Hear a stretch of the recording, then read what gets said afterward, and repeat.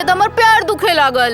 पिराए लागल होई ना? हाँ, बहुत ज्यादा पिराता और पता ना कहाँ कहाँ पिराता। कहाँ कहाँ पिराता? यहाँ यहाँ यहाँ और यहाँ यहाँ, अरे यहाँ यहाँ यहाँ पिराता। एजा का देखा तेरा, यहाँ देखा। अब का बताएं, देख रहे हैं बड़ी फुर्सत से खुदा ने तुम्हें बनाया है। हाय, इतना हसीन मिट्टी कहाँ से लाया है? तू तू तू एजा? तू एजा? अरे लेकिन ये तो वर्मा चाचा के घर है ना? हाँ, उन्हीं के घर है, वो हमार बाबूजी हमें। अच्छा ठीक बा। हे पैर पिछले काहे? पहली दफे घरे आई लोग, दहिना पैर आगे बढ़ावा ना।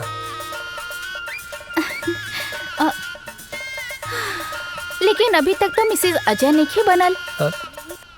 तब बन जाना, मना के कैले सा। हम तक कब से तैयार हैं। हमरा के इतना सस्ता में पटावल आसान नहीं खे। तो दहेज दे के ले आए, बाकी लाएम जरूर। यही घर में गांठ बांध ला। अरे अजय बेटा के बाबूजी ये आपसे ना मिले आयल बाड़ी। अरे तो तू एजा का खड़ा बाड़ा, अंदर आवा बेटा। अरे काजल बेटी, प्रणाम चाचा जी। खुश रहा खुश रहा।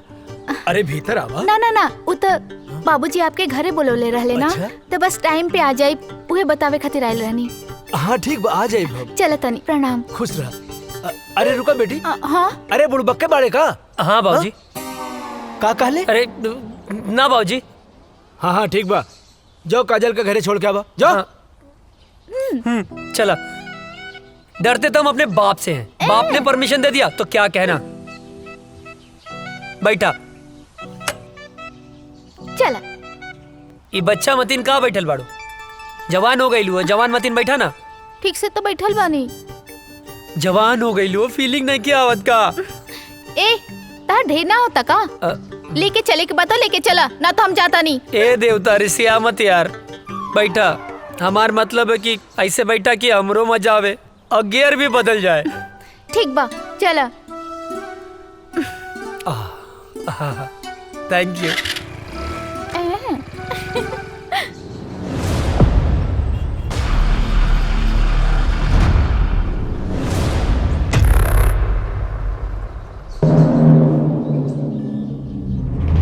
अस्सलाम वालेकुम। वालेकुम अस्सलाम। क्या खबर है? सारी तैयारियां हो चुकी हैं जनाब। इस बार हम लोग चूकेंगे नहीं, बस आपके हुक्म की देरी है। हमारे सारे जवान तैयार हैं हिंदुस्तान के सैनिकों का सर धड़ से अलग करने के लिए। आमीन। जी जनाब। कोई गलती नहीं होनी चाहिए। जैसा आपका हुक्म, बस आपके हुक्म का इंतजार है हमें। ध्यान देना, इस बार मिशन में कोई खलल नहीं होनी चाहिए। जी जनाब। ऐसा कहर मचाओ कि हिंदुस्तानियों का रोम रोम कांप उठे। जी जनाब। धमाका ऐसा हो कि हिंदुस्तानियों की आने वाली 7 पीढ़ियां थर्रा उठें। उनकी हदें उनको याद दिलाओ। जी जनाब। और जाओ, मुनव्वर खान को भी ये इत्तला कर दो ताकि वो सारी तैयारियां शुरू कर सके। जाओ। जनाब, आपका हुक्म सर आंखों में।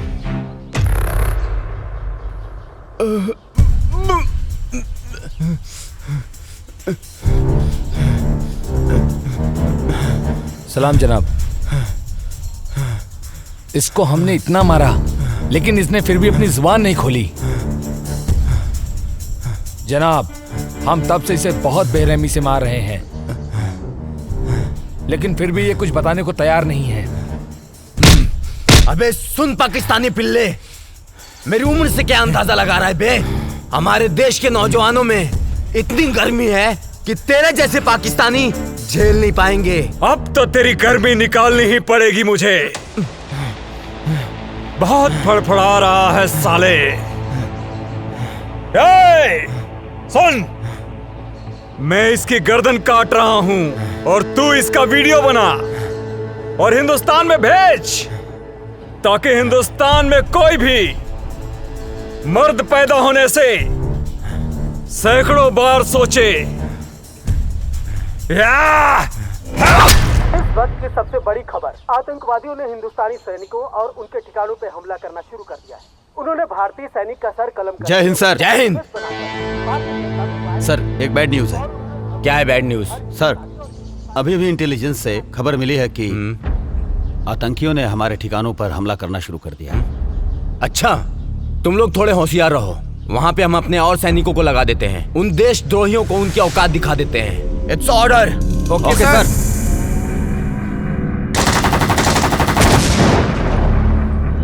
इस वक्त का सबसे ताजा खबर, आतंकवादियों ने हिंदुस्तानी सैनिकों और उनके ठिकानों पर हमला करना शुरू कर दिया है। उन्होंने एक भारतीय सैनिक का सर कलम करके उसका एमएमएस बनाकर भारतीय जनता में वायरल कर दिया है और उन्होंने धमकी दी है कि हर हिंदुस्तानी और हिंदुस्तानी सैनिक का यही हाल करेंगे जब तक उन्हें उनका पूरा हक नहीं मिल जाता। सेना प्रमुख ने आर्मी को पूरी तरह अलर्ट रहने का आदेश दिया है। इस हमले का जिम्मेदार आतंकी संगठन प्रमुख अजहर पठान माना जाता है। अजहर पठान आतंकियों का मुख्य कमांडर है। जी हाँ दोस्तों, ये वही अजहर पठान है जिसका आज तक किसी ने चेहरा नहीं देखा है। देश दुनिया की सारी ताकतों ने इसे पकड़ने का पूरा जोर लगा दिया है, लेकिन आज तक वो किसी के हाथ नहीं आया है। हाथ आने की बात तो दूर, किसी ने आज तक उसका चेहरा तक नहीं देखा है। सिर्फ लोगों में उसके नाम का खौफ है, अजहर पठान, अजहर पठान। अब देखते हैं हिंदुस्तानी सैनिक उनकी बुरी नजरों पर कैसे पानी फेरते हैं। आप बने रहिए हमारे साथ देश दुनिया की सारी खबरों के साथ।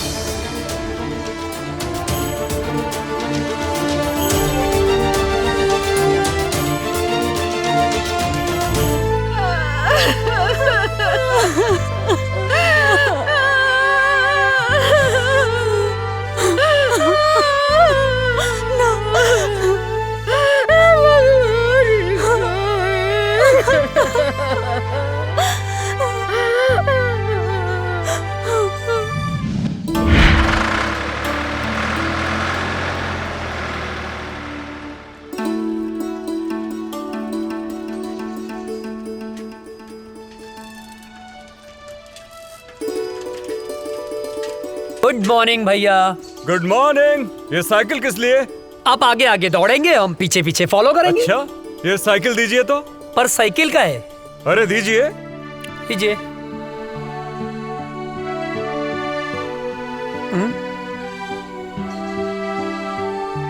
चश्मा दीजिए जरा।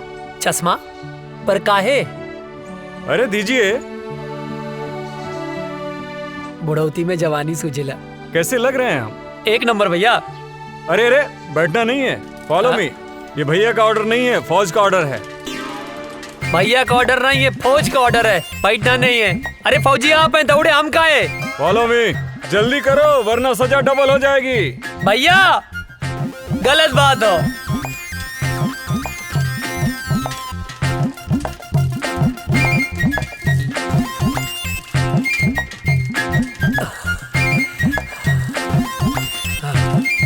हम न दौड़ब ना जा, आगे हम थक गए नहीं। दौड़ो उठ के। तू ही जा, हम ना जा। अरे उठ जा, क्या पता कब देश को तेरे जैसे जवान की जरूरत पड़ जाए। हमके देश के काम ना आवे क्यों, तू ही काम आवा।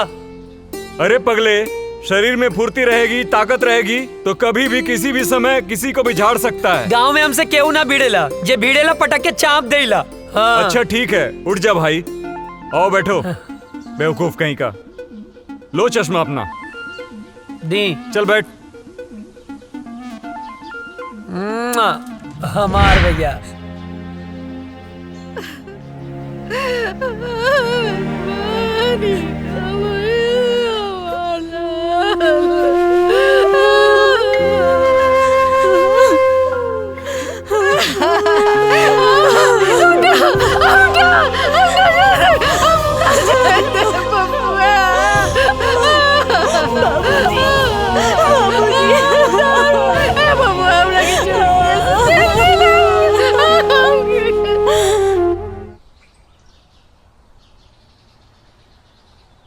चाचा जी, ओ चाचा, का भेल चाचा, काहे रोवत बड़ा? पापा की याद आवत बा का? हमहू रोवत रहनी, लेकिन दादाजी मना कैलन। कहले हाँ कि पापा देश के दुश्मन से लड़े गईल बाड़े। लेकिन चाचा, गांव वाले कहले हाँ कि पापा लौट के कबो ना आई हैं। कई बात सच है? ना मुन्ना, पापा जरूर रही हैं, जरूर रही हैं। चल बेटा। हे भगवान, हमरा विजय के काहे उठा लेला? हमरा विजय का खेले रही।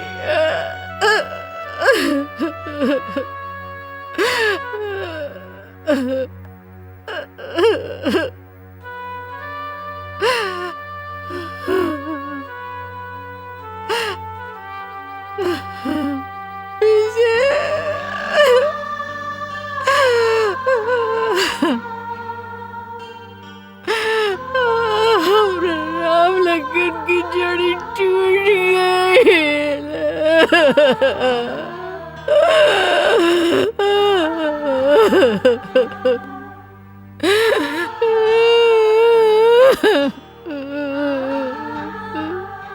बेतरी नींद ना आवत रहे,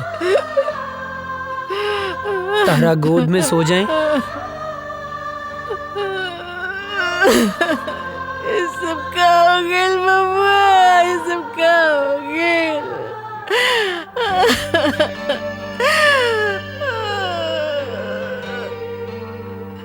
काहे ऐसन होला? एक जमीन के टुकड़े खातिर भाई हमनी के छोड़ के ना गईले माई।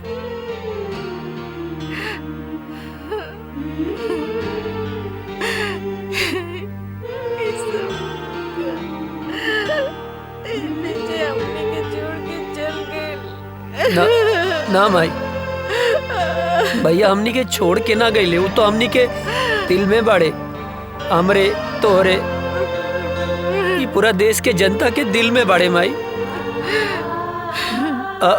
शहीद के शहादत पर ना आंसू ना बहावल जाला, तू आंसू मत बहावा।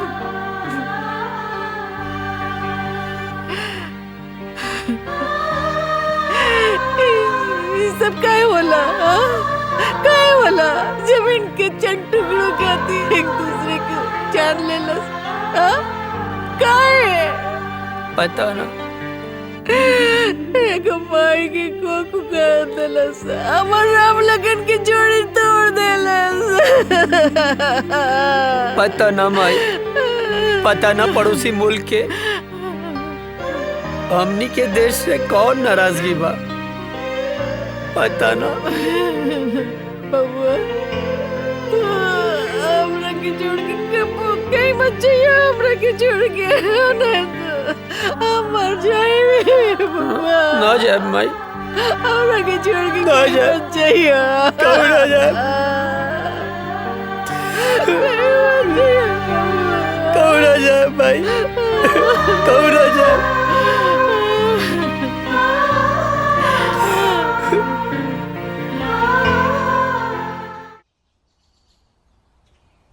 केहू बा चिट्ठी आयल हो, केहू बा चिट्ठी आयल हो, चिट्ठी आयल हो। हाँ आवतानी। हैली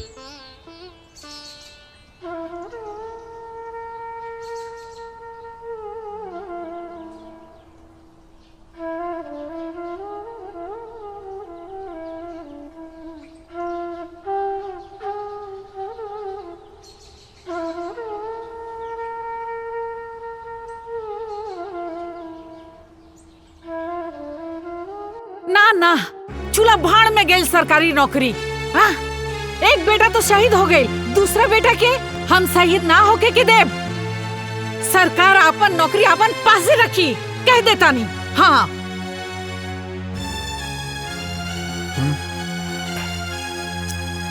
देखा बेटा, बात ऐसन बा कि विजय के शहीद होखे के बाद भारत सरकार ओकरा जगह पे तोहके नौकरी देले बा। मगर हम नहीं के चाहत। हाँ, विजय शहीद हो गई, ओकर नौकरी अजय के मिलल।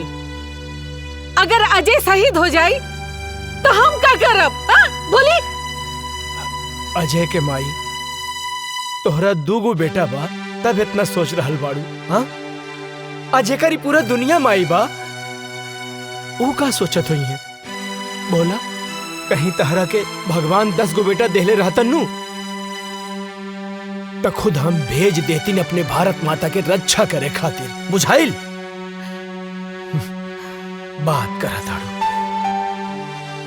माई बैठा। अरे बैठ। ए माई, बाबूजी ठीक कहा तारे। हमार मतलब है तू ठीक बोला तारो। तू केकर माई हवे बोल? बोले के पड़ी केकर माई है? तब बताओ ना केकर माई हवे। तोर माई है। आई धरती माई केकर माई हवे? हमरे नु ह। बाबूजी गलत कहाँ बोले? तोहरे रक्षा के जिम्मेदारी के करे बाबूजी? तोहर। धरती माई के रक्षा की जिम्मेदारी के कर? अरे तोहरे नु बा। माई मरब जी अब सब विधना के हाथ में है। और दुश्मन के लगे ऐसा कोनो गोली ना कि तेरा बेटा के सीना के पार कर जाओ। बिल्कुल। हाँ बिल्कुल ठीक। सोच मत, मार के आए मर के ना आए का बाबूजी? हाँ बिल्कुल ठीक। अब भूख लागल है, खाना देना। दे दा। देता नहीं। चलना।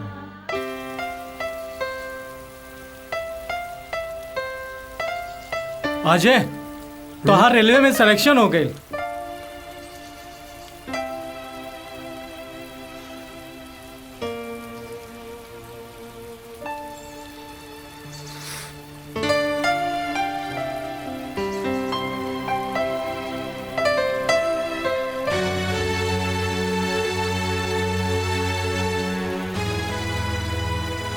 अब एकर कोनो मतलब ना।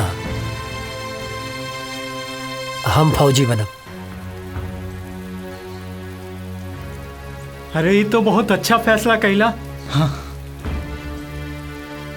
लेकिन अजय, तू इतना उदास काहे हुआ?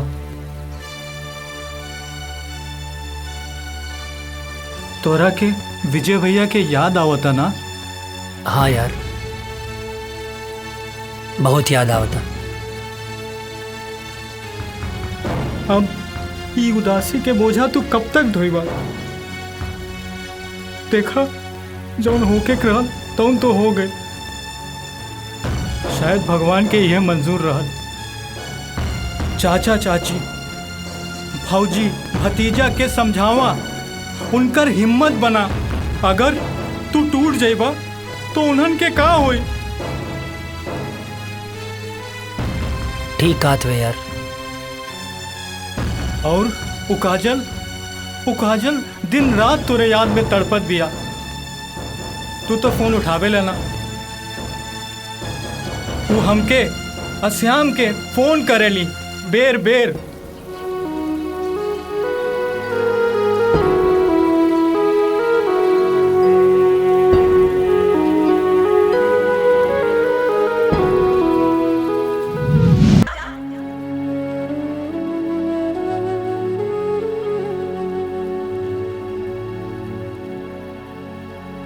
अजय,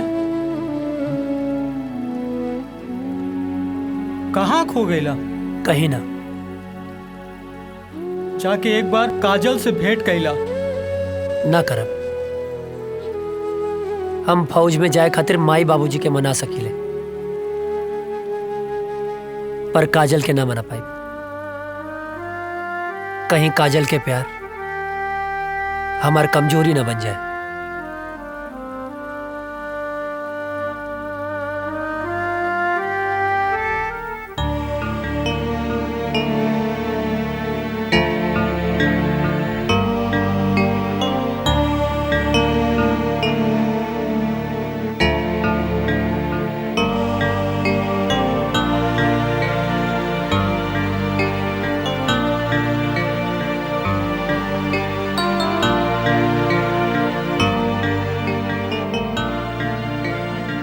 बबुआ, एक बार विचार कर ला। हम माई है ना? हाँ, हम अपन मन के ना समझा पाता नहीं। विजय के सदमा तो हम बर्दाश्त कर लेनी, लेकिन तो के कुछ हो जाए तो हम ना बर्दाश्त कर सकब। तुमके तक खुश होके के चाहे माई, हमके देश के सेवा करे के मौका मिलल बा। अब ऐसे ताक के ना हमके ब्लैकमेल मत करा, खुशी खुशी भेज ना यार।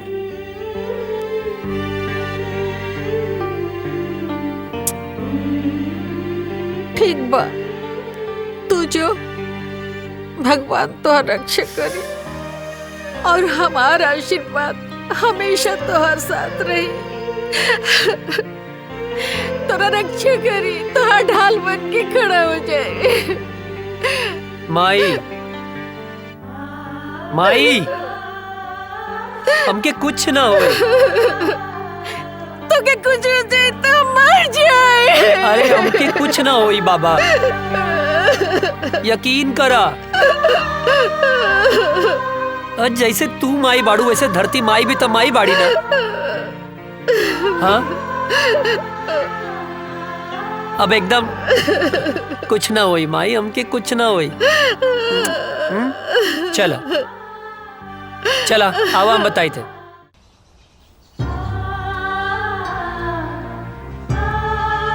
चला खुश रहें बाबू।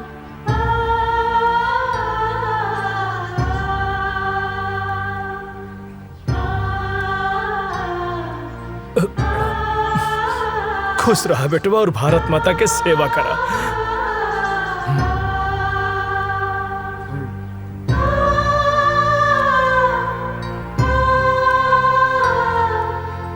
माई,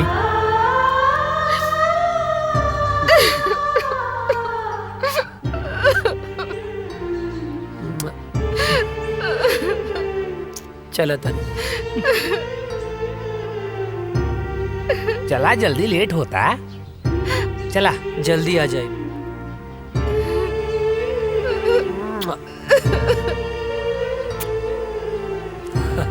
चलो श्याम, चला। चाचू, जय हिंद। जय हिंद।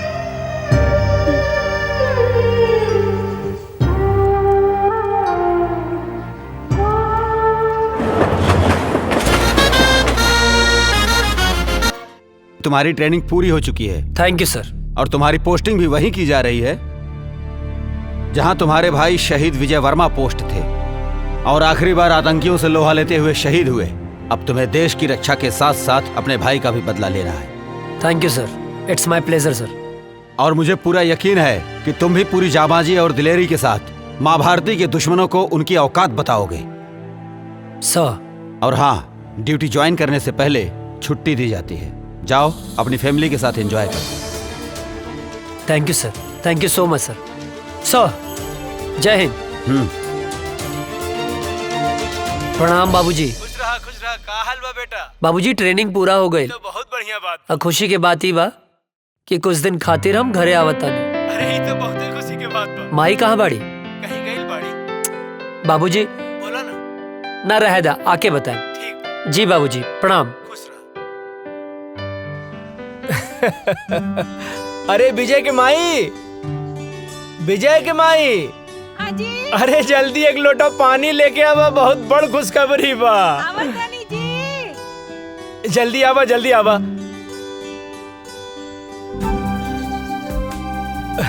अरे लावा लावा। का खुशखबरी बाजी? अरे रुका भाई,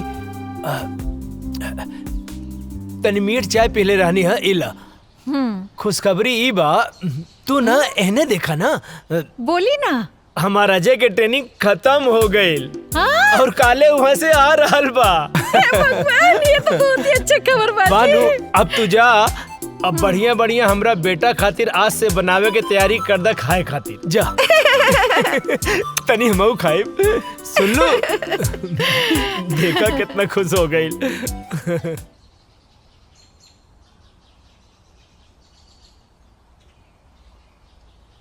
माई, माई। अरे हे भगवान।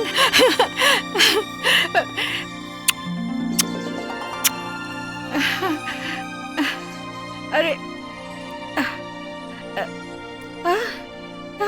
अरे ये का एकदम एकदम सुखा कैसे गेल बड़ा?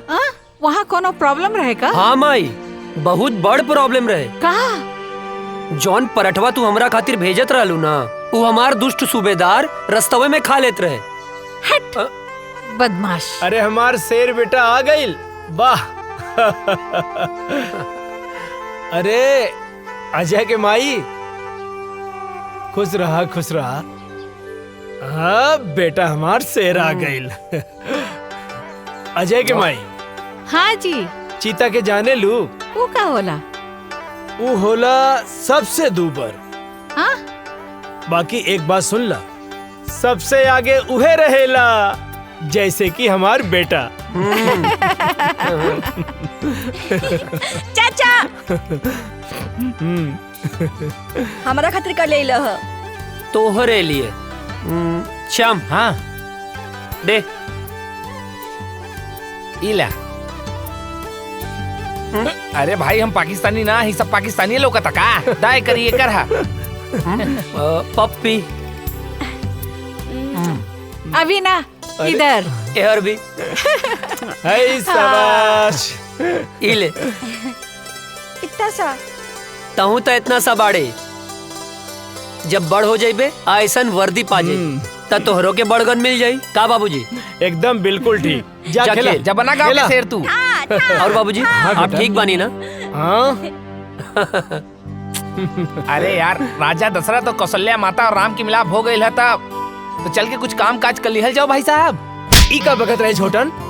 हाँ? चाचा कुछ काम है ना, जो यार अजय। का अरे काम? आप काहे मारत अरे रहा? चाची कुछ जरूरी। पर आज कौन काम है?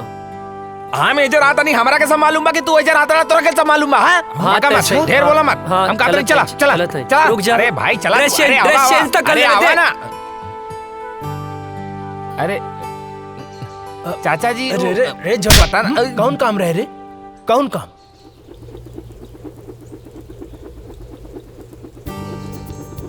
अरे ई ससुरवा सुतल बा, काम बन जाई। यस।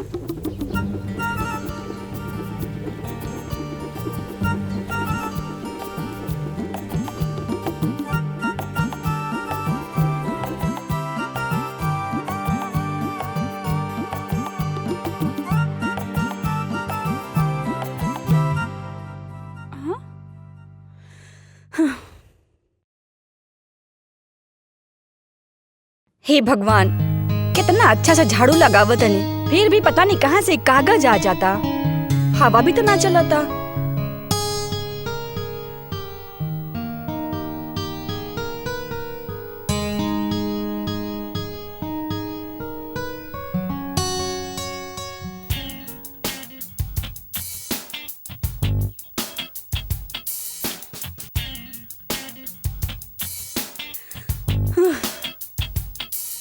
ई कहाँ से आ जाता? ई कुल तो साफ कर दिले रहनी अच्छे से।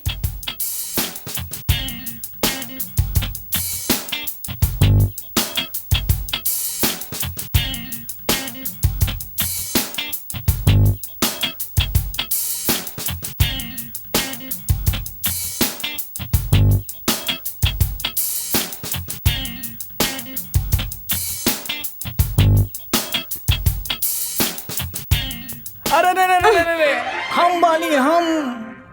तू काहे हमारे घर में चोर खाने घुस गइल बाड़ा? चोरी से? अरे हम तो सीना जोरी से आयल बानी हो, तो हाल बाबूजी से हाथ मांगे आयल बानी। अच्छा, ते ई कूड़ा काहे फैलावत अड़ा? तू समझल करा।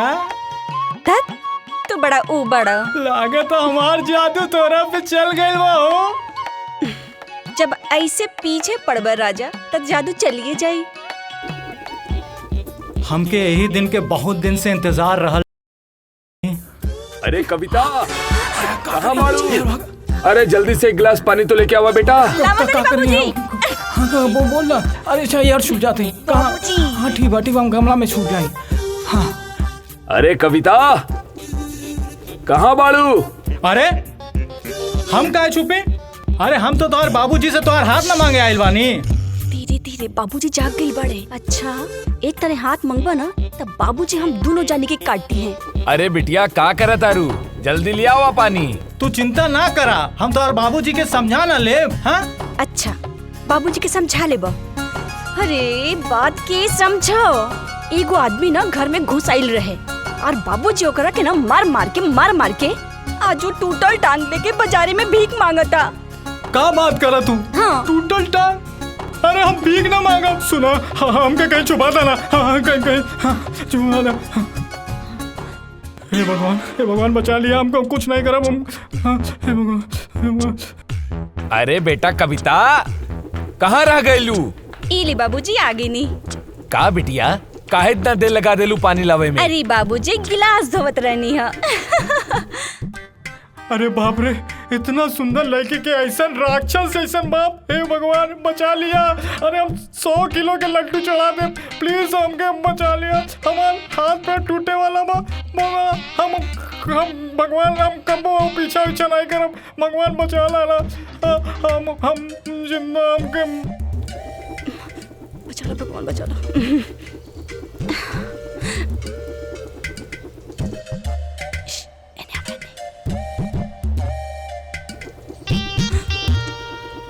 क्या हरे रुक। अरे कहाँ तानी रुक जो।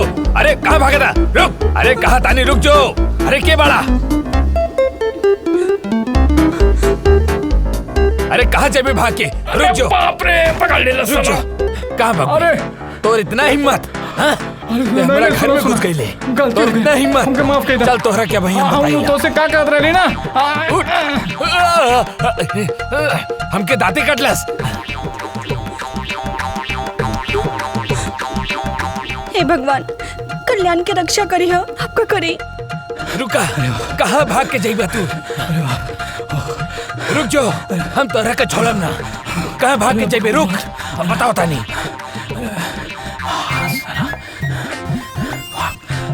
भाग भाग जल्दी भाग।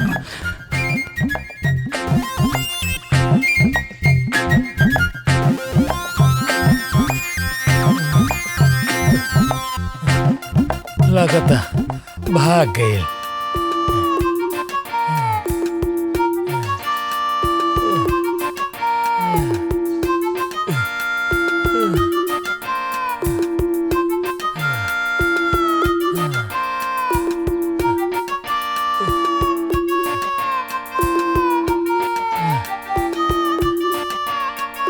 लगता भाग गए।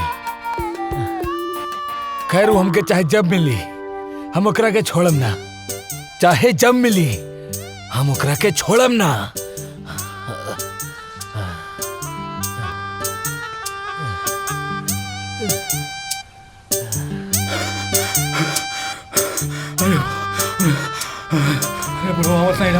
अरे अरे रुक बे। कहाँ थे बे तुम? तुम्हारे चक्कर में हम सारा गांव घूम लिए बे। अरे राम कहानी बाद में बताए, पहले घर चलो। पहले बताओ कहाँ थे बे, नहीं तो चढ़ा देंगे। अरे यार चला ना यार। चवन्नी मुस्की। अरे यार चल ना यार। इन्हें से काहे निकले बे? तो यार चल बे यार यहाँ से। चल। आया बताओ बच गई ली। जय हो भगवान। आज छोड़ दिए बे, आगे नहीं छोड़ेंगे। पसीना छुड़ा। ओ गोरे गलिया वाली से तिरछी अखियां वाली से नैना चार हो गइल। का बताई तो से यरवा रे। मार खाने से बच गए बेटा आज तुम, वरना लात जूता मुंह का हाथ सब पड़ जाता।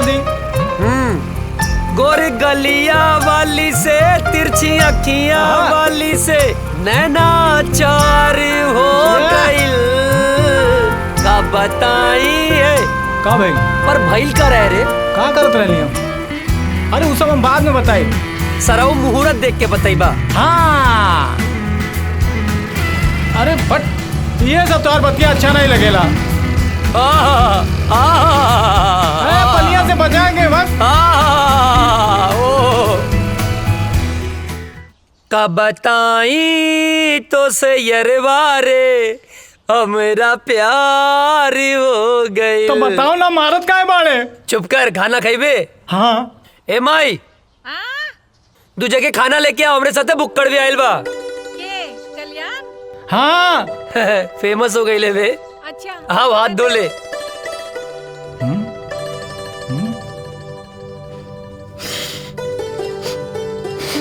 ए हाँ जाके हाथ धो। अरे हमार हाथ तो साफ बा। साफ बा? सलून के पानी कितना दिन में बदले ले? जबले कीड़ा ना पड़ेला। अबे गंदा हो रहा। जाके हाथ धो। जाता ही। एक बार कुकुर के पूंछ सीधा हो सकेले, बाकी तू ना। इला चाची गोड़ लगातानी। चेत रहा, बैठा। खा।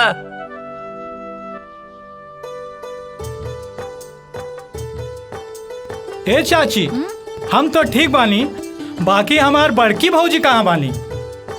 माई के गेल बाड़ी। हाँ, यही से तो खाना हमके पकावे के पड़ता। तनी अजय के समझावा, जल्दी से ब्याह कर ले। हमरो के हाथ पटावे वाली चाहिए ना। वो नैहर गईली, छुटकी बहू आ जाई ता हमार साथे हाथ पटाई ना। हाँ, और नहीं तो का। और वैसे भी बुढ़ापा में काम कहाँ पावेला।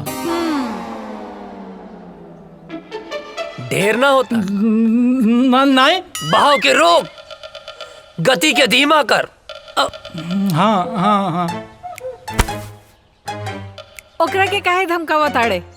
हम सब बुझी ले। अरे हमार माई यार, ड्यूटी और ब्यूटी, नौकरी मिलते ही ब्याह कर ले। नौकरी मिलते ब्याह कर ले। हर चीज के एगो टाइम होला। अरे तो हम कवन बुढ़ाता नहीं। हाँ, कहाँ बुढ़ाता मैं? ऐ चुप कर। माँ, आज ये तोर बाबूजी से हम बात करत नहीं, तोर ब्याह खत्म। माई चुप। खाना खो, हम पानी लेके आवता नहीं। सब तोरे वजह से भइल बा। अरे बढ़िया तो बा। अरे फौजी बनने से पहले फौजी मिल जाए। अरे सराउ, जिंदगी गर्द मत करा। अरे तब प्यार से बोलना। बहाव के रोक, गति के धीमा कर।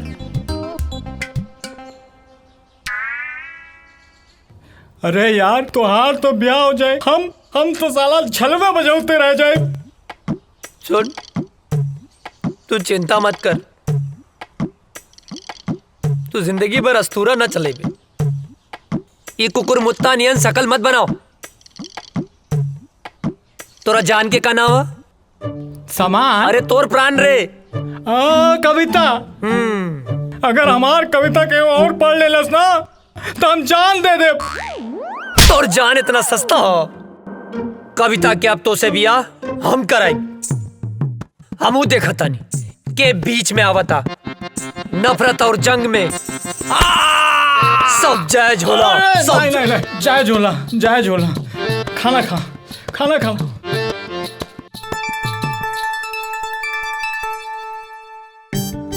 तू चिंता मत करिए। हाँ, नहीं करम, हम एकदम चिंता नहीं करम। माई, अरे पानी देना यार।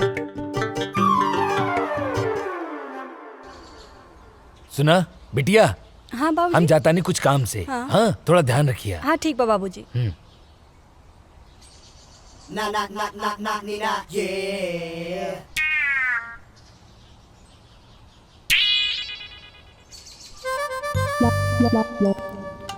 हमके कविता से मिलले बहुत दिन हो गए बा। आज जाके कविता से मिलब। हाँ, बढ़िया मौका बा, जाता नहीं।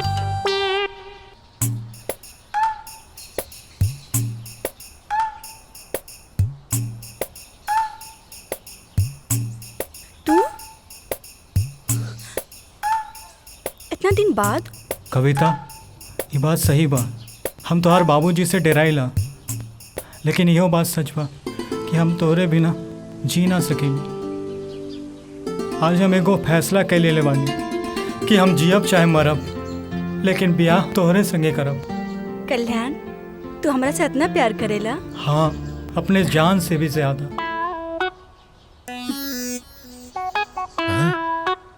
तोहरा के जान ही देवे के पड़ी।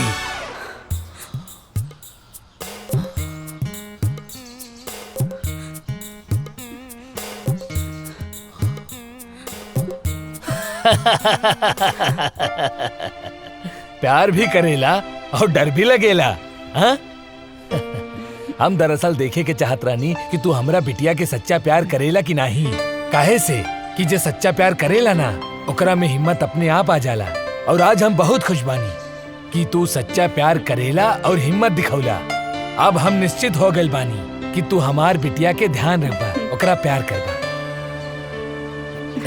अरे अरे जुग जुग जिया बाबूजी। तेरी अखा का यो काजल कर देता है मैनू घायल।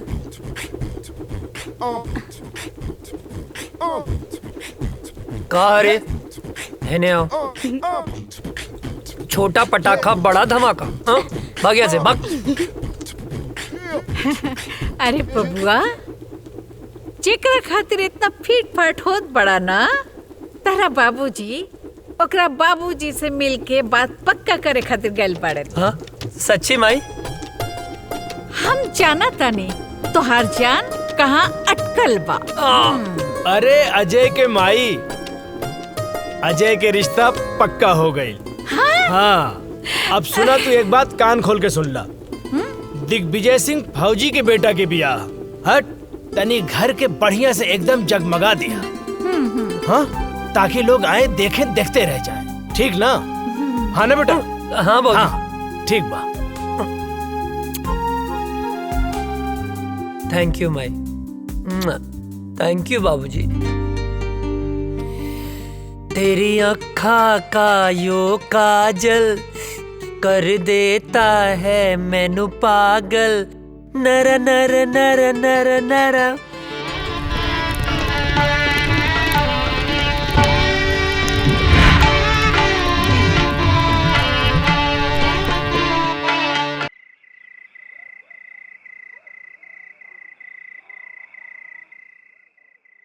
अजय, अजय। ए काजल, का भइल? काहे रोत तारू? तारा के लेवे खातिर कुछ जवान लोग आइल बड़े। वो काहे बदे? वो लोग कहते रे कि ऊपर से ऑर्डर बा, तारा के जाए के पड़ी। ए पगली, एहर देखा। अरे तय में इतना रोवे के कौन बात बा? ऑर्डरे नु आइल ह। हम फौजी हैं। जब जब ऑर्डर आई हमके देश के रक्षा खातिर जाए के पड़ी। आई तो हमार फर्ज है। तो हम का हैं? का हमरा खातिर तार कोनो फर्ज नहीं खे? देखा काजल, देश से अपन तुलना मत करा। एक जवान के लिए पहला फर्ज होकर यह रहेला कि वो पहले अपने देश की रक्षा करे। तू हमार प्राण हो। तुहार हर सांस हमरे सांस में बसेला। एहर देखा, हमार ताकत बना, कमजोरी मत बना। बनबू ना? हंसा, जाके हमार वर्दी ले आवा।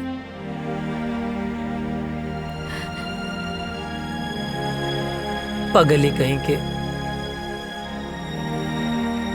हाँ मिश्रा। सॉरी अजय, हेडक्वार्टर से इमरजेंसी मैसेज आइल बा, आज ही निकले के बा। ठीक है। का ठीक बा? हाँ, का ठीक बा? आज ही तोर ब्याह भइल और आज ही ले जाए खातिर आ गेले, हम ना जाए देब। माई बात के समझल कर, इमरजेंसी मैसेज है। ना ना, हम ऐसा ना होके देब। अरे हमरा कटला से भी ना कटी। बाबूजी समझावा माई के, आज हिंदुस्तान की तरह बेटा के जरूरत बा। समझाई ना बाबूजी? का समझाई? अजय के माई, जेकर बेटा फौज में होला ओकर माई बाप के करेजा पे पत्थर रखे के पड़ेला। हंस के विदा करा बेटा के, हंस के घर वापस आई। समझल कर माई, हम फौजी हैं। हर बात पे रोल धोल ठीक ना होला। चला विशाल। अजय,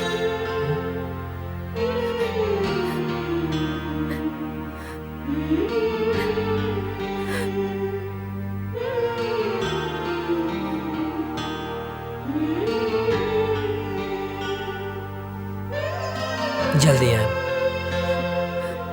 अपन ख्याल रखिए। तू माई रोवा मत, माई बाबूजी के ख्याल रखिए।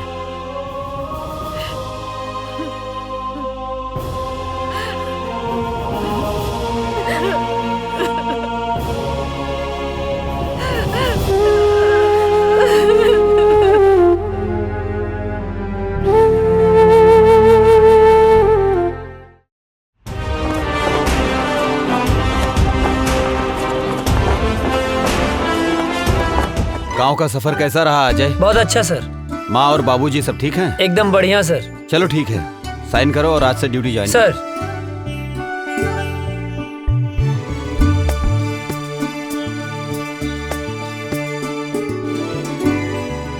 जय हिंद।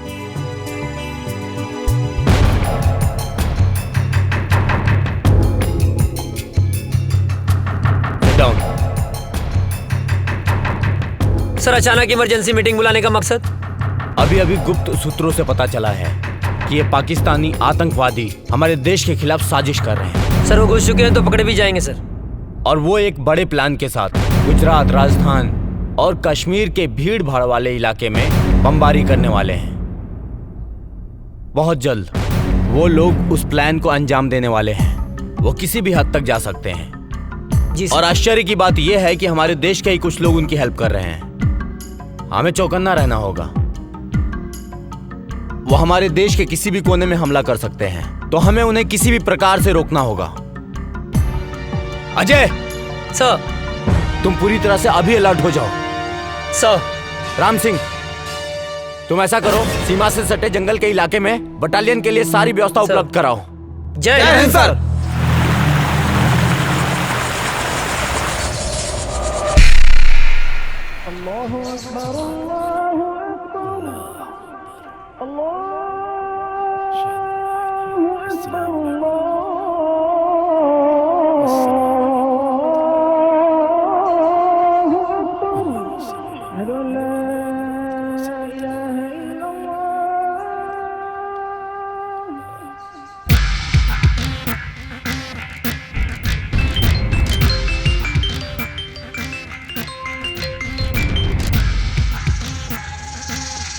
जी बॉस, हुक्म कीजिए। धारा 370 खत्म होने से हमारे सिपाहियों के इरादे कमजोर तो नहीं हो रहे हैं? नहीं बॉस, हमारे इरादे तो और भी पुख्ता हो गए हैं। वाह।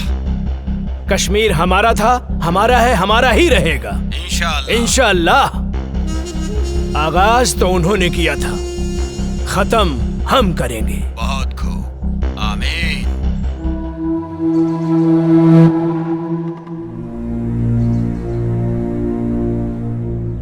अस्सलाम वालेकुम भाईजान। वालेकुम अस्सलाम। हैदर कहाँ है? आ रहा है। सलाम वालेकुम भाईजान। वालेकुम अस्सलाम। हैदर। हाँ भाईजान। क्या हाल समाचार है? आर्मी में एक नया नौजवान ऑफिसर आया है, अजय वर्मा। ये वही विजय वर्मा का छोटा भाई है। विजय वर्मा भी आया था हमारे मंसूबे पर पानी फेरने के लिए। उसको तो हमने जहन्नुम में पहुंचा दिया। लग रहा है इसको भी इसके भाई के पास पहुंचाना पड़ेगा। अरे हम लोगों का तो बस एक ही मिशन है, कश्मीर की आजादी और पूरे हिंदुस्तान की बर्बादी। और इन हिंदुस्तानियों को हमारी ताकत का एहसास होना चाहिए। कश्मीर पाकिस्तान का पाक हिस्सा था जो हमसे धोखे से छीन लिया। हमारे शरीर में खून नहीं, बारूद है, बारूद। जो हमसे टकराएगा उसके चिथड़े उड़ जाएंगे। हमारे जीने का मकसद है कश्मीर की आजादी। नारे तकबीर, अल्लाहू अकबर, नारे तकबीर, अल्लाहू अकबर, नारे तकबीर, अल्लाहू अकबर।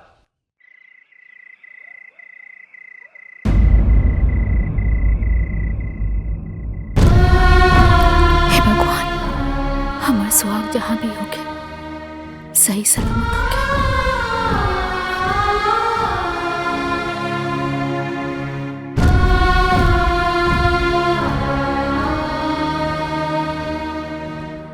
हे देवी मैया, हमारे बेटा की हिम्मत और हौसला दी। दुश्मनों के इरादे और मजबूत होते जा रहे हैं और अभी पता चला है पाकिस्तान के कुछ आतंकवादी हमारे देश में घुसने की कोशिश कर रहे हैं। हमारी सुरक्षा एजेंसियों द्वारा पता चला है कि कल परसों तक वो हमारी सीमा के अंदर होंगे। उनकी प्लानिंग हमारे यहां बम ब्लास्ट करने की है। 5 जन जो लोग हमारी सीमा में जंगल के रास्ते घुसने वाले हैं, वो हमारे देश के किसी भी कोने में बम ब्लास्ट कर सकते हैं। उनके इरादे और उनकी हिम्मत तो देखो। अभी भी इतना कुछ होने के बावजूद पाकिस्तानी आतंकवादी यहां आके हमारे देश में आतंक मचाना चाहते हैं, और वो भी एक बड़े प्लान के साथ। हमें इनके सहारे उस इंसान तक पहुंचना है जो इस खेल का मास्टरमाइंड है। उसे जिंदा पकड़ना होगा ताकि वो किसके कहने पे, किसके इशारे पे ये सब कर रहे हैं। इसलिए इस मौके को हमें हाथ से नहीं निकलने देना है। अगर हम लोग इस बार कामयाब हो गए तो जीत हमारी पक्की है। सर, आर यू रेडी? सर। गाइस, मिली जानकारी के अनुसार दुश्मन अपना मूड बना चुका है। कभी भी हमला कर सकता है वो। अलर्ट रहना जरूरी है। दीपक? यस सर, हम लोग भी पूरे तैयार हैं सर। सारी तैयारी हो चुकी है। दुश्मन बाल भी बाका नहीं कर सकता सर। गुड। गांव की मिट्टी के खुशबू के छोड़ के आइल बनी। यहाँ दुश्मन के धूल चटावे। रिलैक्स, आओ बैठ। तेरे गांव के बाद से गांव की याद आ गई।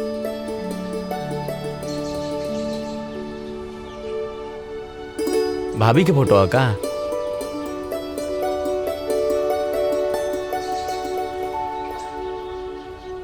हमरे सुकून के फोटो।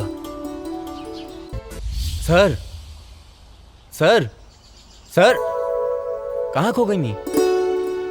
अपना सुकून के लगे, अपना गांव में। रिक्वेस्ट बा सर एगो। का बोला? हमके गाँव में जाए के बा सर। अच्छा ना? लइका भइल बा सर। ओह, बधाई हो। थैंक यू सर। सर, बड़े साहब से कह के थोड़ा छुट्टी दिलवा दी ना। छुट्टी मिल जाए तो की छुट्टी। खुश? मुनव्वर, अब बॉर्डर क्रॉस करने का वक्त आ गया है। हिंदुस्तान की सीमा में घुसने के बाद के सारे इंतजाम हो चुके हैं। बस तुम्हें बॉर्डर क्रॉस करते वक्त सावधानी बरतनी होगी। चारों तरफ हिंदुस्तानी सैनिक गश्त करते रहेंगे। बहुत संभल कर चलना होगा। हिंदुस्तान में हमारे लोग तुम्हारा इंतजार कर रहे हैं। बस तुम्हारे वहां पहुंचने की देरी है। मुझे तुम पर पूरा भरोसा है। तुम वहां पहुंचने के बाद अपने काम को अंजाम जरूर दोगे। इस बार हम काफिरों को सबक सिखा कर रहेंगे। खुदा हाफिज।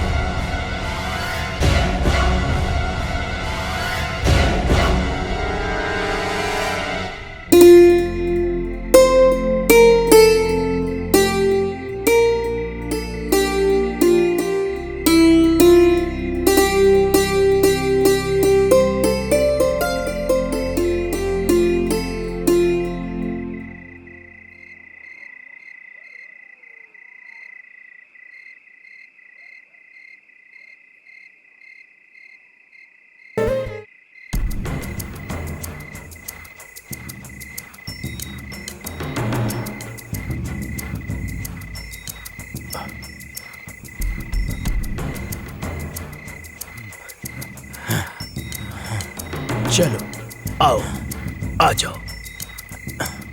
यहाँ से 5 किलोमीटर दूर हमारे लिए गाड़ी खड़ी है। यहाँ से वहां तक जाना है और कुछ दिन हिंदुस्तान में रुकना है। हम अपने मिशन को कामयाब बनाएंगे, समझे? आओ जी।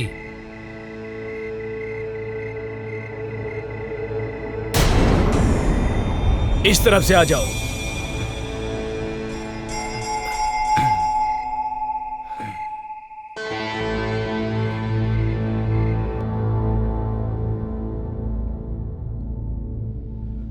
रुक जाओ। अब यहां से ना 500 मीटर दूर हिंदुस्तान की सीमा शुरू हो रही है। हमारी सीमा यहीं खत्म होती है और वहां पे हमारे लोग हैं। वहां जाने के बाद हम अपने लोगों के साथ मिल जाएंगे। आप लोगों को संभल कर चलना है, धीरे से, ठीक है? चलो, एकदम सबको चौकन्ना रहना है क्योंकि यहाँ पर सैनिक गश्त हमेशा करते हैं। जी जनाब। सबकी नजरों से बचते बचते हमें आराम से धीरे धीरे चलना है, ठीक है? अब चलो।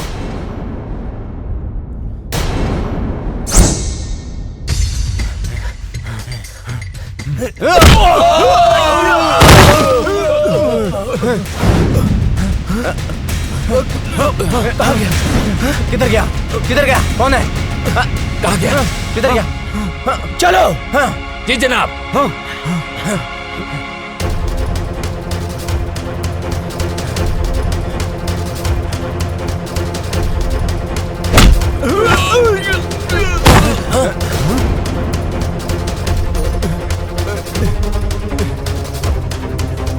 चलो चलो चलो चलो, हम अपनी सीमा में चलते हैं। आओ आओ जल्दी। भूत भूत भूत, छोड़ो हमें, छोड़ो हमें। ये मेरा तौबा, मेरा अल्लाह का तौबा, मेरे बाबा का तौबा। तू छोड़ दे मुझे, मैं कभी हिंदुस्तान में नहीं आऊंगा। अरे फौजी,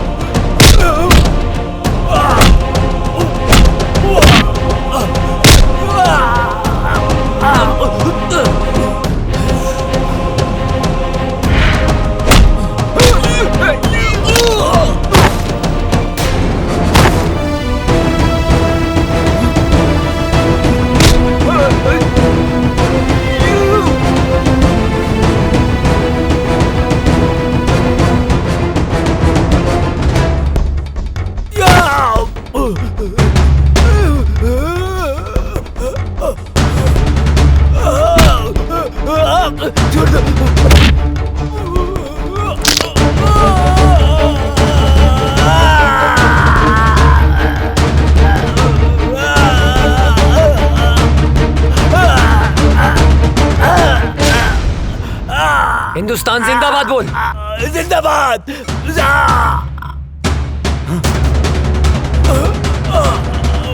ना तुम लोगों का ईमान है, ना तुम लोगों का धर्म।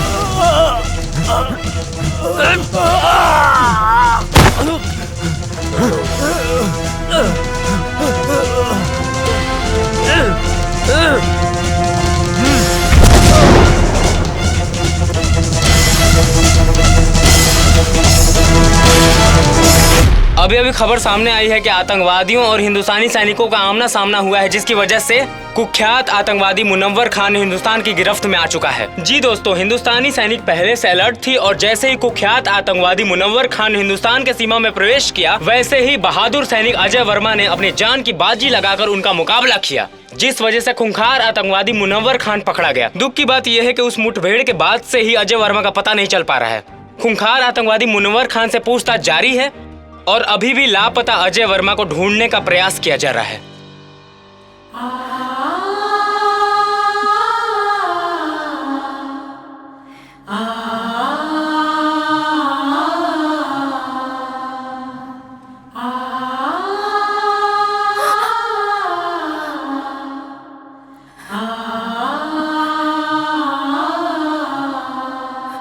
हे भगवान, हम सुहाग की रक्षा करिए। एक दिल दहला देने वाली खबर सामने आई है, अजय वर्मा शहीद हो चुके। जी हाँ, सेना प्रमुख के द्वारा बयान जारी किया गया है कि मुनव्वर खान के साथ मुठभेड़ में ब्लास्ट हुआ था, जिसके बाद से ही अजय वर्मा का कोई पता नहीं चल पा रहा है। ब्लास्ट की जगह से कुछ सामान बरामद हुए हैं, जो सामान अजय वर्मा का बताया जा रहा है। इसी से अनुमान लगाया जा रहा है कि अजय वर्मा शहीद हो चुके हैं। इससे पहले आतंकवादियों के द्वारा मुठभेड़ में अजय वर्मा के बड़े भाई भी शहीद हो चुके थे।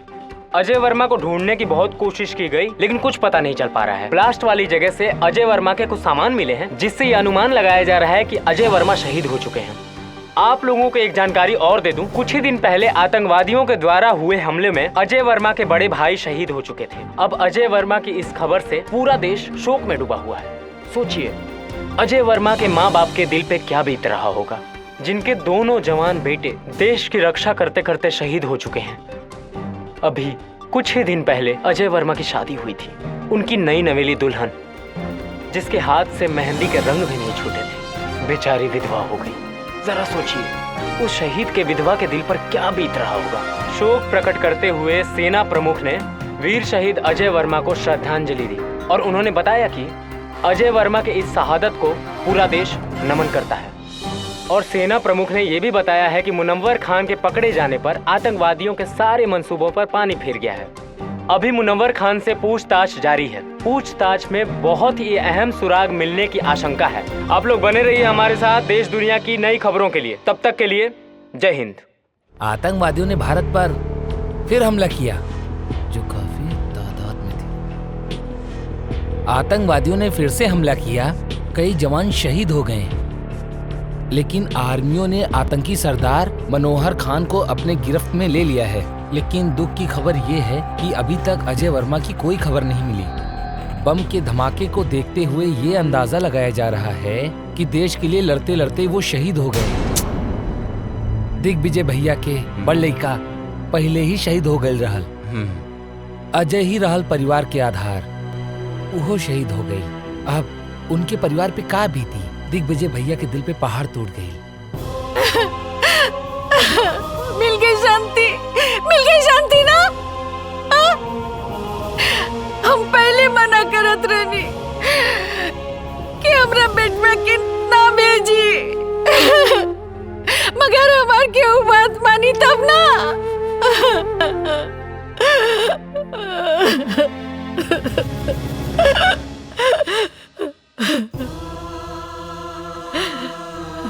भाई, हमारे बेटा के लाश के तो दिखा दो।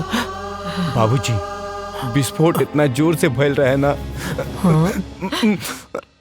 अजय के कुछ भी पता ना चलल।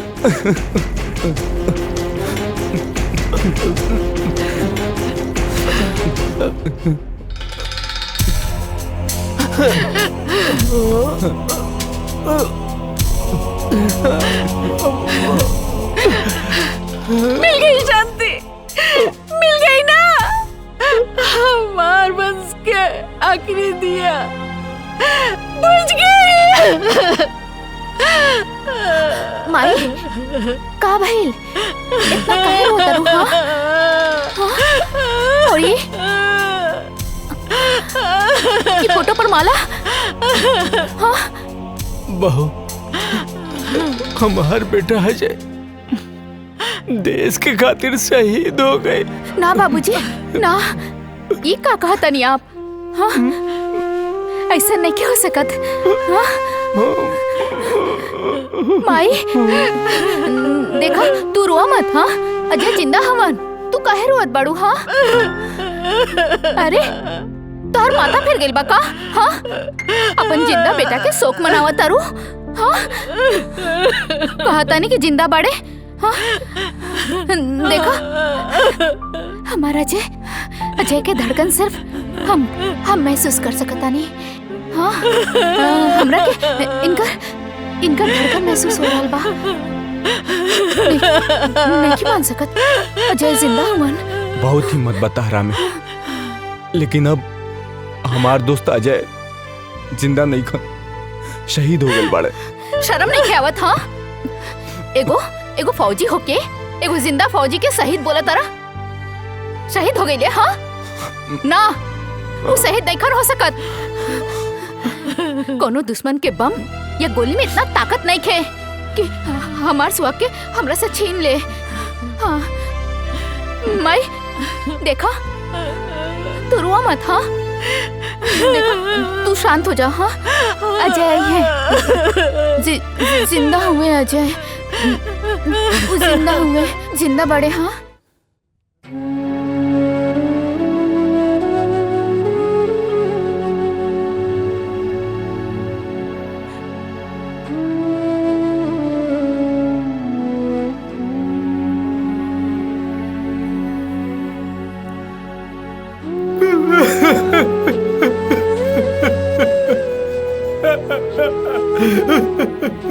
अजय भैया, आतंकवादी हमला में शहीद हो गए। कल्याण मत रो, काहे कि ये भगवान के मंजूर रहे। भगवान इतना निर्दयी कैसे हो सकेले? चाची रो रो के पागल हो रहे मालिक। और काजल मौसी के तुम पता ही नहीं भाई कि उनकर सुहाग उजड़ गई। भगवान इतना निर्दयी कैसे हो सकेले? अरे श्याम क्या करता ना? श्याम, अरे अंधेरा में कौन पढ़ाई करता ना बेटा? ए श्याम, अरे मचिसिया भाई ना काजनी कहाँ थई ले बा?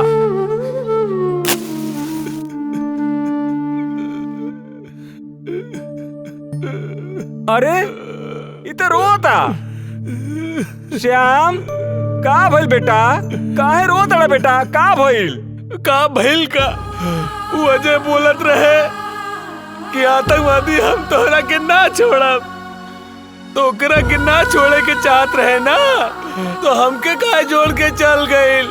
हम तो ओकर यार रहनी ना, गद्दार थोड़ो है जो हमके छोड़ के चल गए। बेटा तू ठीक कह रहा बड़ा बेटा। बेटा मत रो बेटा, हम तुम्हारे साथ पानी बेटा, हम तुम्हारे साथ पानी बेटा। मत रो बेटा, चुप रह बेटा, शांत हो जा।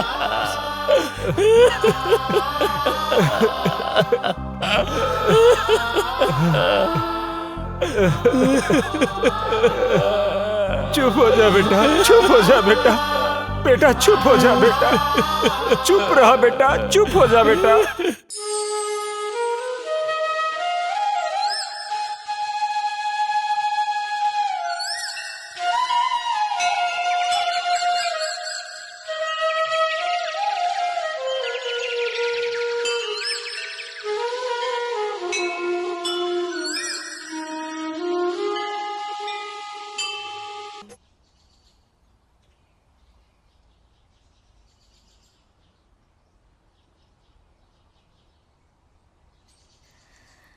बहू, ई तू का कर रहा बाड़ू बहू? अरे अजय अभी दुनिया में नहीं खे, भगवान के उहे मर्जी रहे। अजय नेखन मरल बाबूजी, हमरा के पूरा विश्वास बा वो जहाँ भी हुई है हमारी मांग के सिंदूर उनका के खींच के ले आई। अजय के भाई तू ही समझावा बहू के।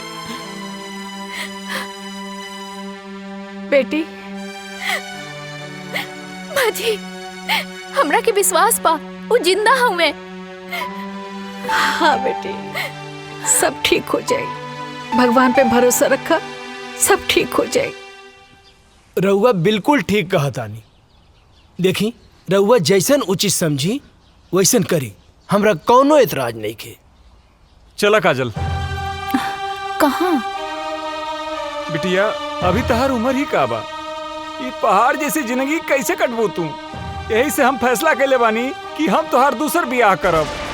सुना बहू, बाबूजी के कहल तू मान ला, अभी तो बहुत जिंदगी पड़ल बा। आखिर बहू अकेले तू कब तक रहबू? कब तक? का बाबूजी बोझ लगता नहीं का बात कर रहा बारू बेटी? अरे बेटी तू हमार बात समझे के कोशिश करा। एक त धन भाग हमार की तू हमरे घर में बहू बन के आयलू। हम कोनो आँख के काजल ना है कि आंसू के साथ बह जाई। अजय के नाम में हम अपन रूह, धड़कन सब कुछ कर देले बानी। हम अपन अंतिम सांस ले उनका इंतजार करब। हमार बात समझे की कोशिश करा।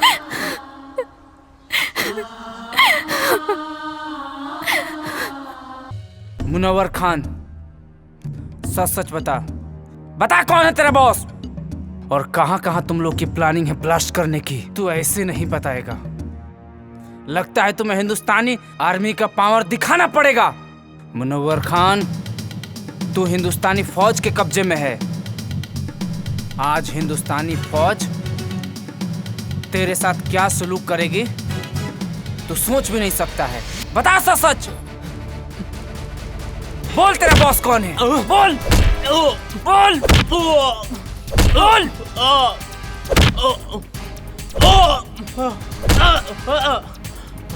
बोल कौन है बॉस तेरा?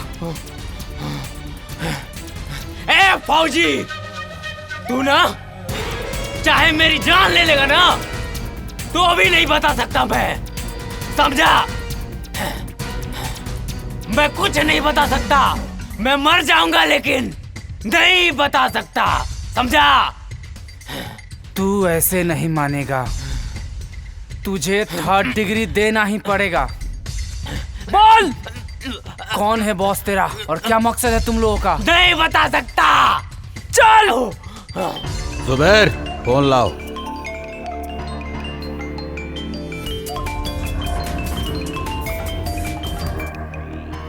अजहर। जी जनाब। उन्होंने मुनव्वर खान को गिरफ्तार करके हमारे लोगों में और उबाल भर दिया है। जी जनाब। अब हम उन्हें उनकी औकात दिखा कर रहेंगे। उन्हें एक पल भी नहीं बख्श सकते हम। अब हमें खौलते हुए खून से नहीं, ठंडे दिमाग से काम लेना होगा। अजय वर्मा और उसका भाई हमारे ही किए हुए हमले में शहीद हुए थे। जी जनाब। दोनों भाई हिंदुस्तान और हिंदुस्तानी मीडिया के लिए हीरो हैं। अब हमें लोगों के इस इमोशन को अपना हथियार बनाकर मुनव्वर खान को छुड़ाना पड़ेगा। जी जनाब। हम उसकी माँ को किडनैप करके पाकिस्तान लाएंगे और फिर हिंदुस्तान की फौज और सरकार को जी जनाब अपनी इज्जत बचाने के लिए मुनव्वर खान को छोड़ना ही पड़ेगा, नहीं तो लोग सड़कों पर आ जाएंगे। सलाम अलैकुम।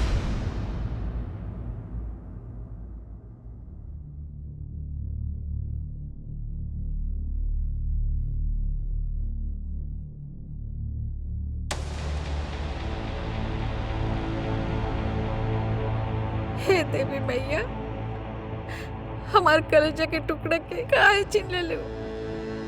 ओकरा बिना कैसे जिए, ओकरा बिना हम कैसे जिए तानी माई? हम मर जाए, अब हम मर जाए। हाँ, हमरा लाल के साथ का कहलू, ओकरा के कुछ कैसे हो गल मैया? तू तो पूरा संसार के माता बड़ो, तू तो जाने लू। ओकरा बिना काजल कैसे रही माई? हमरा परिवार के पुकार तो तू सुन सकेलू ना माई?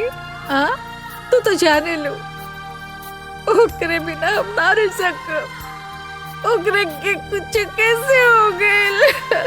हम मर जाए, हम मर जाए, हम ओकरे बिना ना रह सकब। हमार बच्चे के लौटा दी माई। तू तो माई बड़ू, हमो माई है। हमार दिल के टुकड़े के लौटा दी।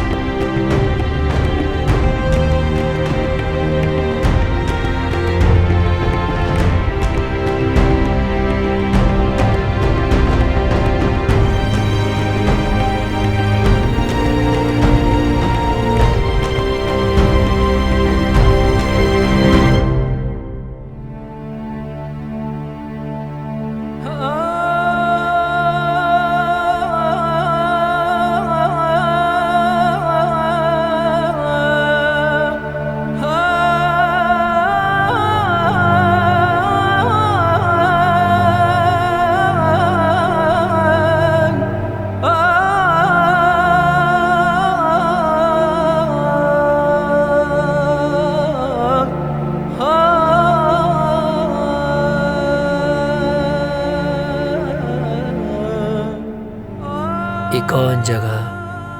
पाकिस्तान है।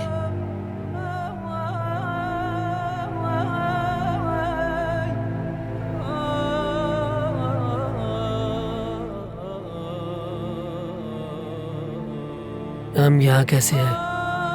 कल मैं जंगल गया हुआ था तो वहां पर मैंने देखा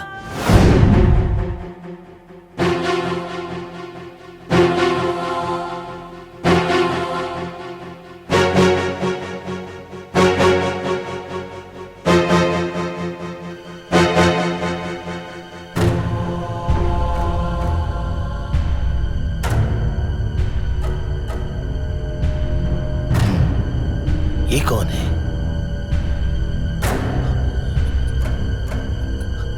ये तो ऐसा लगता है जैसे हिंदुस्तानी है। ये फौजी लगता है।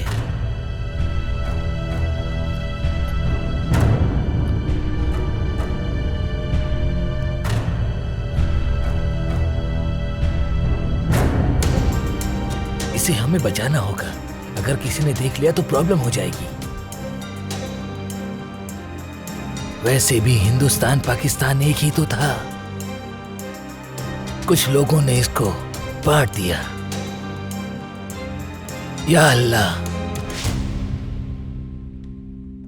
6 महीना बाद भी हमके होश आ गए। अबले हम जिंदा हैं। जरूर कोनो खास मकसद। हमरे वतन के साथ साथ हमार माई काजल भी हमारे इंतजार करत हुई हैं। हमके जल्द से जल्द अपने वतन लौटे के पड़ी।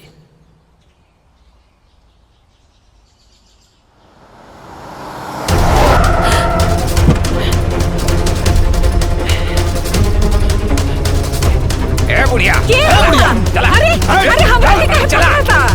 अरे छोड़ा। हम का कहीं नहीं। हमरा ले जाता रहा। अरे चल गाड़ी में चल। अरे छोड़ा, हम बोला था छोड़ा। ठीक ना क्या होई? छोड़ दो हमरा के। अरे हम बोला था हमरा के छोड़। चुपचाप बैठ। गाड़ी चला। अरे छोड़ा हमरा के। हमरा क्या के हो? अरे क्या है? हमरा के छोड़ा। चुप कर। बेहोश करेगा। अरे क्या करेगा? चुप कर।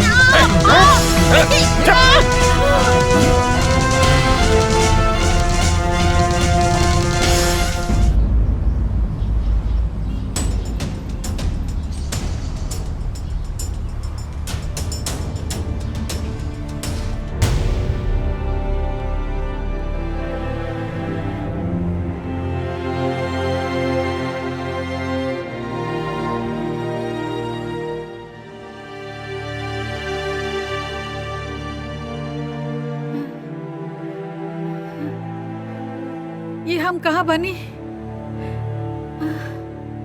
हम ये जब बानल काहे बनी? अरे क्यों बा? अरे हमरा के बचावा, हमरा के यहाँ से छुड़ा के ले जावा हो। हे भगवान, हमरा के छुड़ावा। अरे हमरा के बचावा इन लोगन से।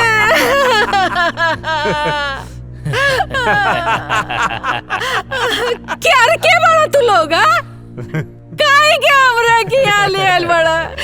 का कहे बनी तोरी के? चुप बुढ़िया। बताता हूँ कि तुझे क्यों लाया हूँ यहाँ। तुम्हारे दोनों बेटों को अपने आदमियों से मरवाया था मैंने।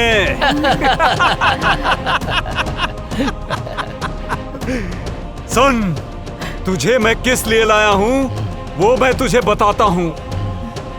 तुम्हारे हिंदुस्तान के आर्मी ने हमारी टीम के कमांडर मुनव्वर खान को गिरफ्तार करके अपने हिंदुस्तान के जेल में बंद कर रखा है, जिसकी वजह से सारा प्लान हमारा फेल हो रखा है। और उसे ही छुड़ाने के लिए हमने तुझे किडनैप करवाया है आज, क्योंकि तेरे परिवार से पूरे देश की भावना जुड़ी हुई है।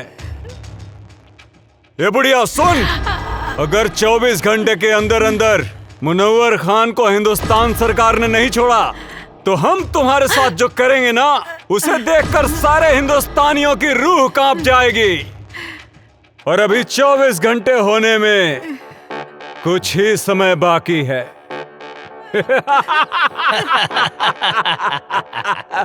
इधर वक्त खत्म हुआ और तुम्हारा वीडियो वायरल।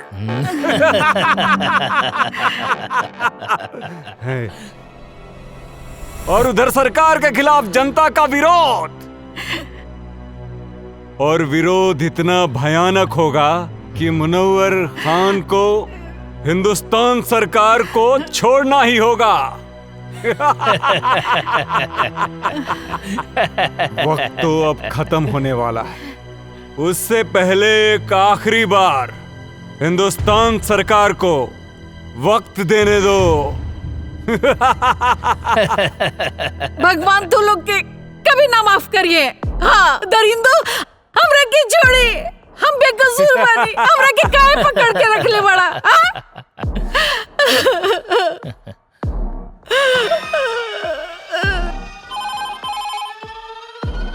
हेलो, कौन? कैप्टन, क्या हुआ? कब छोड़ रहे हो मुनव्वर खान को? वक्त का ख्याल करो। तुम्हारे पास अब सिर्फ 30 मिनट बचे हुए हैं। और सुन, अगर इन 30 मिनट में तूने हमें कोई सूचना नहीं दी तो तू सोच भी नहीं सकता है कि अजय वर्मा की मां के साथ क्या क्या हो सकता है। बकवास बंद करो। क्या सबूत है कि शहीद अजय वर्मा की मां तुम्हारे कब्जे में है? ले सुन, हमरी खातिर कोनो समझौता मत करिए। और हाँ, मैं आखिरी बार बता रहा हूँ, वो वीडियो तेरे हिंदुस्तान की पूरी मीडिया में वायरल कर दूंगा मैं। ठीक है, हमें गृह मंत्री जी से बात करनी होगी। मत छोड़िए मुनव्वर खान के।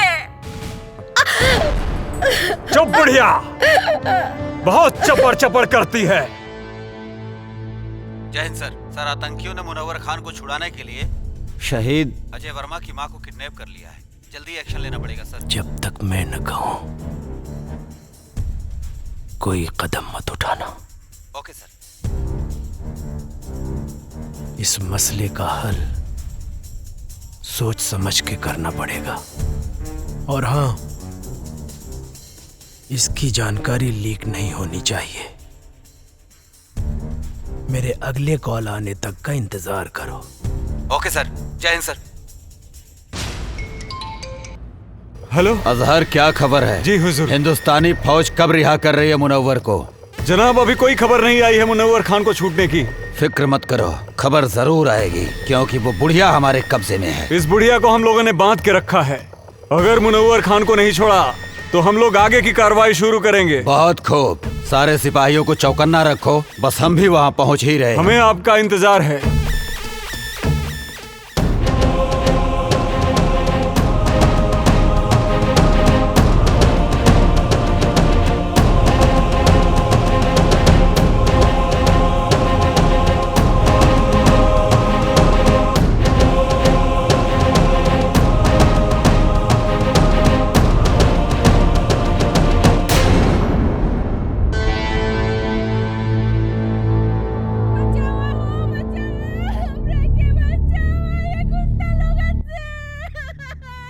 ये तो कोनो लड़की की आवाज लागत बा।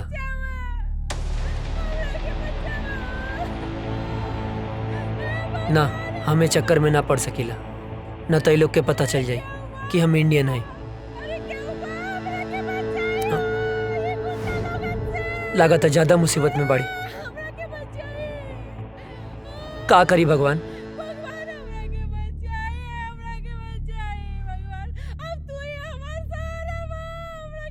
केहू के भी बहन बेटी हो सकेले, ओकर रक्षा करब हमार फर्ज है, हमार फर्ज है। हमरा मदद करी, हमरा के बचाए। इतना माई बाड़ी, हमरा के बांध के रखल बा, हमरा के बचाए।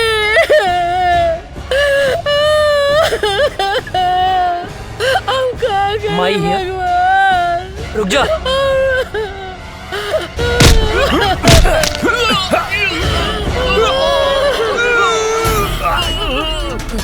अजय! अजय! बाबा जिंदा बना!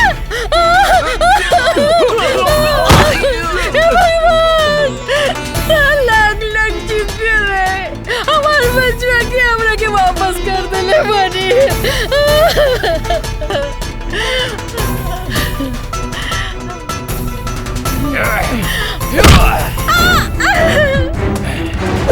मार और मार, मत छोड़िए, मार और मार।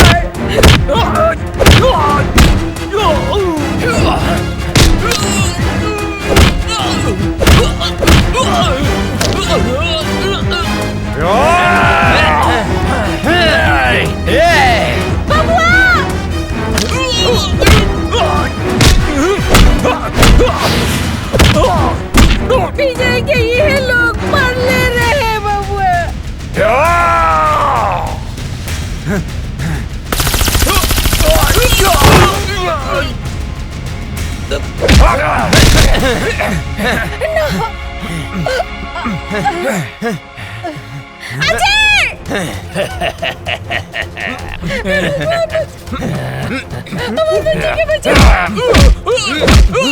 मत छोड़िए, हम एक फौजी के माई हाई।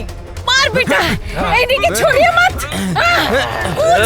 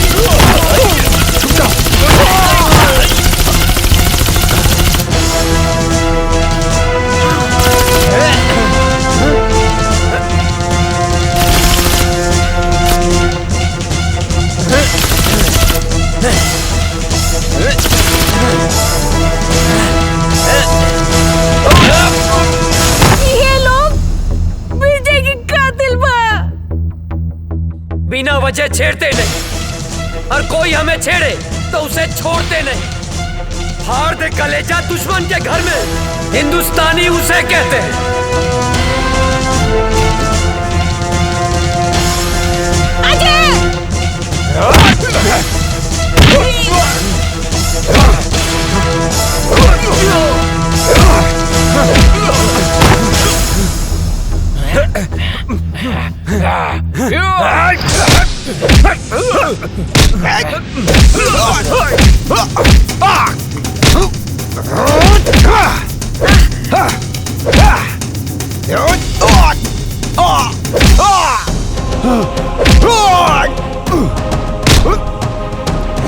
जब हम तुम्हें नहीं छेड़ते तो तुम क्यों छेड़ते हो? कश्मीर क्यों नहीं छोड़ते? कश्मीर हमारा है। तुम एक मुनव्वर मारोगे तो 100 मुनव्वर पैदा होंगे। तुम एक मुनव्वर मारोगे तो लाख पैदा होंगे। लाख!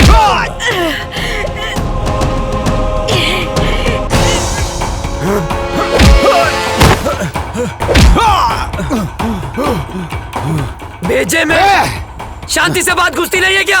ए काफिर, तेरा भाई भी आया था यहाँ, मैंने मारा उसे, वो भी बम से उड़ा के, समझा?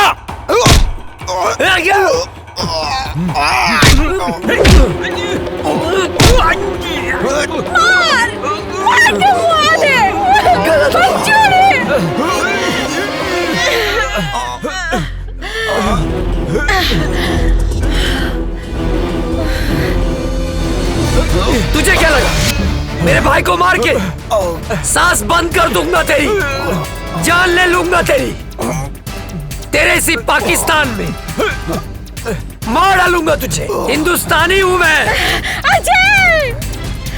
हिंदुस्तानी हूँ मैं, हिंदुस्तानी। अजय!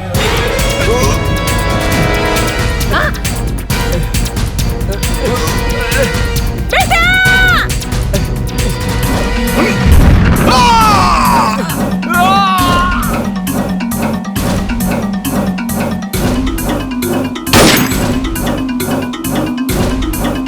माई, ए माई, माई, ए माई,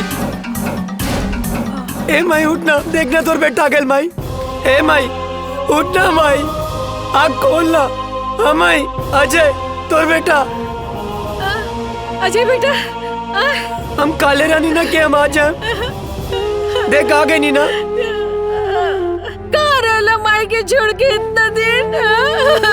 गलती हो गई माई, गलती हो गई। जाना था ना, तोहर बाबूजी, काजल बिटिया, तोहर भाभी, तोहर भतीजिया चिंटू,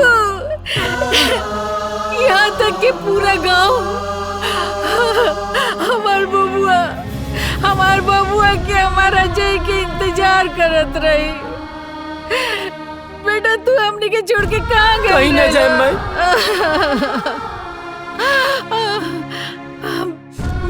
चला चला घर चला। हाँ माई। काजल बिटिया तो हर इंतजार चला करत उठा। रही। जना तड़ा। मेरा भारत महान, जय हिंद, जय भारत।